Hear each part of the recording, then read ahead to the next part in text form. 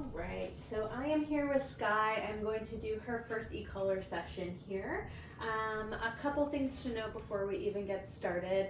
One, this is how I condition the e-collar. There is not one right way to do things, including e-collar training. So this is how I condition e-collar. There are going to be other trainers who condition it differently. There are going to be other trainers who I would say are doing it incorrectly, but everyone gets their own opinion, and there are going to be other ways that work, excuse me, that I am not doing. So that is number one. Number two, we want to talk about fit of e-collar. So I want the e-collar to fit nice and snugly. I would even push to say more snug than you think you need it, mostly because I want to make sure that the dog is getting contact with both of those contact points that are on the e-collar. That is the only way the stimulus works, is if both of those are making contact. If only one of them is making contact, it is not going to work. So I don't want to do any guesswork in this first session, so I'm going to make sure that it is fit pretty snugly. In the first few weeks of the dog wearing the e-collar, even first few months, I always recommend to people having the dog wearing it more often than not. So because I'm asking you to wear it often, and because I'm asking you to wear it snugly, we want to make sure that we're rotating the receiver from side to side. It is going to be placed on the large neck muscles. We're avoiding trachea, avoiding spine. Not that it does anything bad, but it works best on muscle as it is a muscle stimulator. So we just want to make sure that we're rotating it from side to side to avoid any pressure sores. It is no different than people who lay in hospital beds who can't move, who need to be rotated. We're just reducing blood flow to that area when it's pushing in like that. So we just want to make sure that we are rotating that so the dog doesn't get pressure sores. So those are the first few things that I want to talk about. I am probably going to have to tighten this for her. So while I do that, what I would say is that when we are fitting it, the majority of people, even after I tell them that they need to fit it snugly, will not. So just make sure that you can fit it on there snugly. The dog will tell you if it's too tight.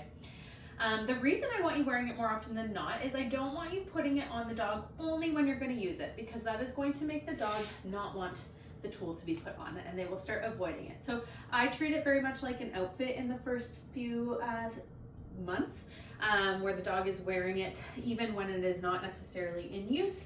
So that is just another tool that the dog wears. Can I just flip this? I know I have to cut it. You can cut all this extra, or you can grab a different collar to go on it. She's a pretty mouthy lady. She doesn't like bullshit. All right, perfect. So I've got that on pretty snug. Receiver is on the side. I'm just gonna dig it into the fur there. So I grab the fur and I pull that through nice and snug. It is normal for your dog to scratch and shake the first few sessions. It is a new tool. She has been wearing it all day, so it's not the first time that I'm putting it on her, or we're gonna get sassy. All right. So what I'm going to do to start is I want to have her in a low state of arousal. So she's getting heightened.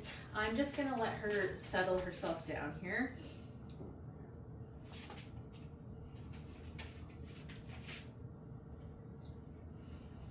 Good. She stopped biting it, so she's pushy today. All right.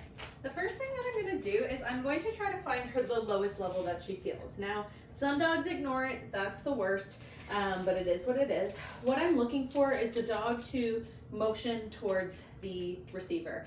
Some dogs will typically look at it as if a bug landed on them. Their ear might twitch. I typically don't go over 12 to 15 in the first session. That's where I'll really start to see physical.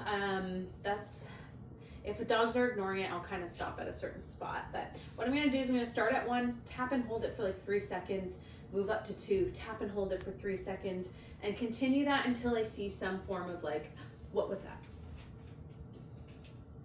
Before you put it on, always make sure it's connected. I have done that, so just make sure. I like to feel it before I even put it on the dog. I haven't even used it yet, so I'm just going to wait here.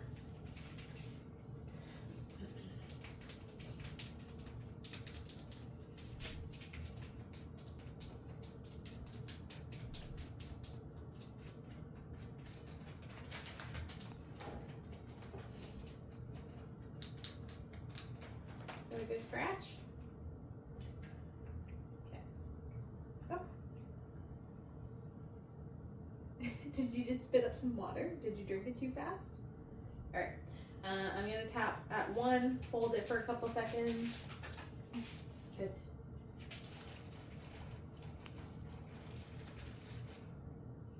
Move up to 2. Tap and hold for a couple seconds. 3. Some dogs hear the noise of the button, and so I like to try to hide that from the dog, where they can't hear the sound. This is 4. Some dogs will just sit and stare quietly. Some dogs will move around uncomfortably. She's trying to figure out what the heck I want her to do right now. I am at a 6.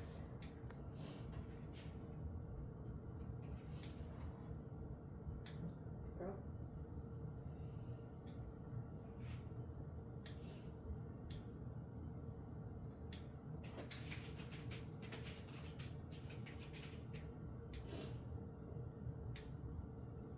8.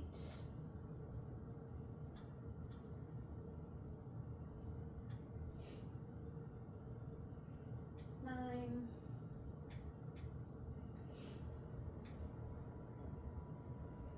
And a 10.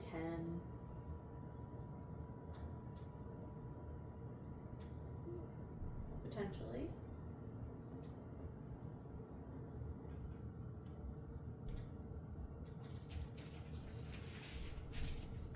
Check an 11 here. Okay, I think she's feeling that. You can see her kind of looking around like, what the heck? So I'm going to start at an 11. What I'm going to do is I'm going to use a command that she already knows, and I'm going to teach her how to turn off the pressure. So I actually treat e-collar pressure just like leash pressure. I turn it on, and the dog needs to turn it off by doing what it is that is being asked. So I'm going to use place to do that. First, I'll typically start with a couple of place reps without the e-collar just to kind of prime us and get ready to go. Then I will say place, I will tap and hold the button. As soon as she gets onto the bed, I will turn it off. Now there's going to be a couple things that happen. Sometimes the dog will pay too much attention to the feeling and they won't even think about the command that I was asking for. So sometimes they need a little bit of help. I do like to let them try to problem solve. I want them to know that if you ignore it, it's not going to turn off. I want them to know that if you try to do something else, it's not going to turn off. Even once they get on the bed, if they get off without me releasing them, it's going to go back on. So they have the power to turn off the feeling. I'm going to point this at you so you can see the red light when it turns on. I'm just going to do a couple reps here without it. Skye, place. Good.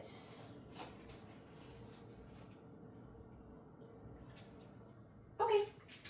Good girl. Ready? Skye, place.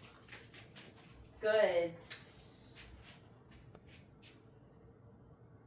Okay, nice job. Oh, we're flying. We're flying today. Skye, place. Good. Good. Okay, perfect. Okay, so what I'm going to do is I'm going to start utilizing the e-collar again. I'm starting at an 11. I'm going to point that at you. She's going to dictate whether I need to go up or down.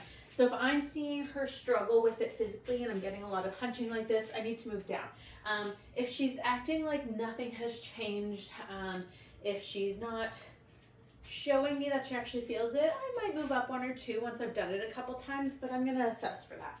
So I'm going to point this at you. Again, you're going to see that red turn on when I turn on the e-collar. Skye, place.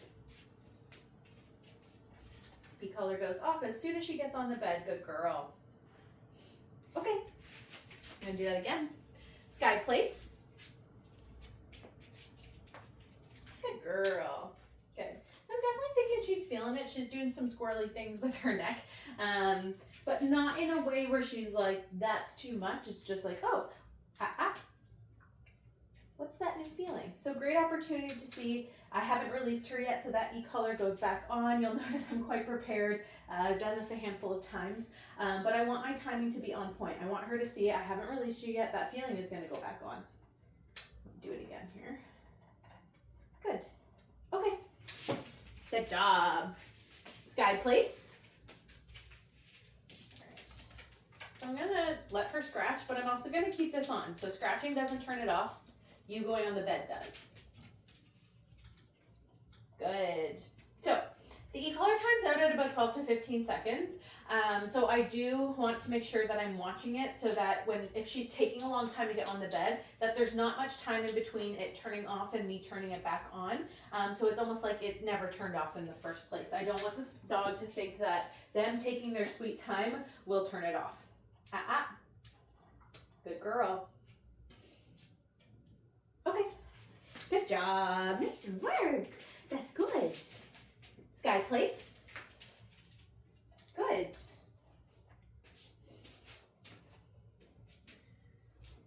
Good job. So we've done distraction practice. She knows she's not supposed to come off before I release her. I am testing her a little bit to see if she understands, mostly so that I can use the e-collar. Okay. Good job. Very good girl. Good. Oh, you eat my duck today? Skye, place. Good girl. Nice work. Okay. Skye, sit. Good. Okay. So I did that without the e-collar. Again, I just wanted to see if she was kind of with me. Skye, sit. Good. Pattern is the exact same. I say the command, turn it on. She does it. I turn it off. Okay. Good job. Wow. Sit. Oh, you're going to give me a down. I'm going to take it for now. Okay. Good. Skye, place. Good girl. Okay. Good. So this is actually a really nice first e-collar session. Some dogs really struggle with it. Honestly, I could see her potentially starting with some drama because that is who she is, and it does tend to get her away with a lot of things, but she didn't actually give that to me, and as we go along she very well might give me some sass, and that's okay. I know how to work through that. Please don't use this video as this is how it works for every dog. Every dog shows us something different. I've had lots of dogs who have, no, you can't have that. No, you can't have that. I've had lots of dogs who have struggled through the stress of it. I think one of the most important things is you have to remember that these levels, when we feel them, there's a lot of dogs who I work levels under 10 and I can't feel anything under a 10. And so I know in that moment that it's not causing the dog pain, but what it is causing the dog is stress. And I need to teach my dog how to work through that stress. It's a low level of stress, maybe not to the dog. It might feel very overwhelming, and how I'm going to help them through that stress is consistency and repetition. Over and over, same pattern over and over. There is no room for emotion when it comes to training your e-collar. If you get upset with the dog, it's very much like when a kid falls and hurts themselves and you freak out. All they learn is A, you're gonna freak out, so they should freak out. B, they get a lot of attention when they freak out.